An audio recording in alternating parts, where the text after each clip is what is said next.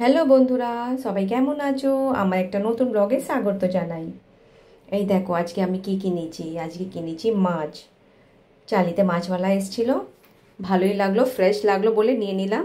বাজারে যাবার টাইম একদম নেই আমার কাছে। এক বাটা চিংড়ি মাছ নিয়েছি আর এক বাটা পাবনেট মাছ। এক বাটা থেকে বেশি আছে, বাটায় 5টা করে দিচ্ছিল। ওনার কাছে 7টা ছিল বলে বললো বৌদি 7টায় নিয়ে নাও, 250 টাকায় দিয়ে দেবো। আমি তো নিচ্ছিলাম না, আমি বললাম 150 টাকায় যদি হয় তো দাও, নাহলে আমি নেবো না। অনেক বলে কয়ে 150 টাকায় দিয়েছে। খুব একটা বড় নয়, ছোট ছোটোই, তাও ভালোই, ভাজার মতন ঠিক আছে। গোটা গোটা ভাজবো তো। এখানে ভাজার জন্য আমি মশলা রেডি করে নিচ্ছি।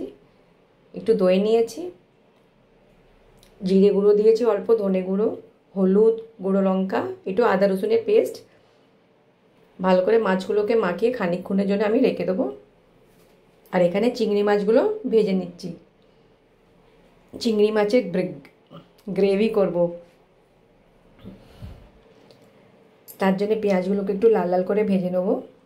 ভেবেছিলাম একটু ভ্যারাইটি করব আজকে, চিংড়ি মাছের একটু আলাদা কিছু করব, কিন্তু আমার কাছে একদম টাইম ছিল না। এখন বাচ্চাদের পরীক্ষা চলছে, জানুয়ারি মাস মানে বাচ্চাদের পরীক্ষার টাইম।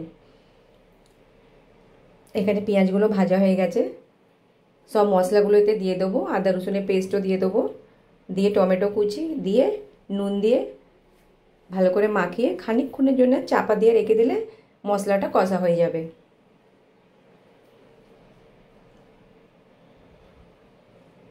এখানে পাবনেট মাছগুলো সুজিতে একটু মাখিয়ে নিচ্ছি, ভেজে নেব।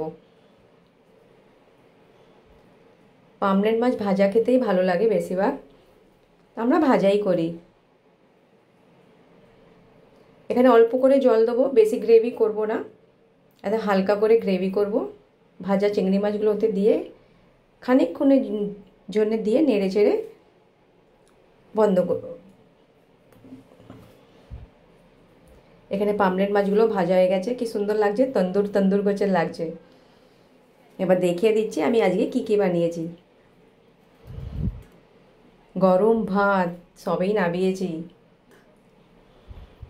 এখানে পাবনেট মাছ ভাজা, এখানে চিংড়ি মাছের গ্রেভি, তারই মধ্যে একটু ডাল করেছিলাম।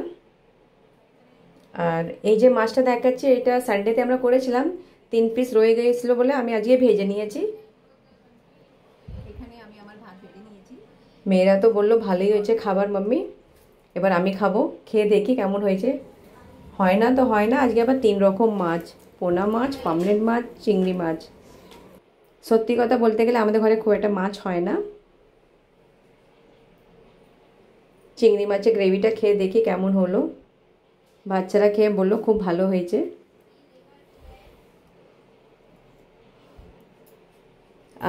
খুব সুন্দর, খুব দারুণ হয়েছে গ্রেভিটা। গরম ভাত তো আরও ভালো লাগছে খেতে। অনেকক্ষণ ধরে রান্না করছিলাম, দেরি হয়ে গেছে। এবার একটু আরামসে বসে খাবো, টাইম আছে এখন হাতে, তো আরামসে বসে খাবো। মাছই মাছ।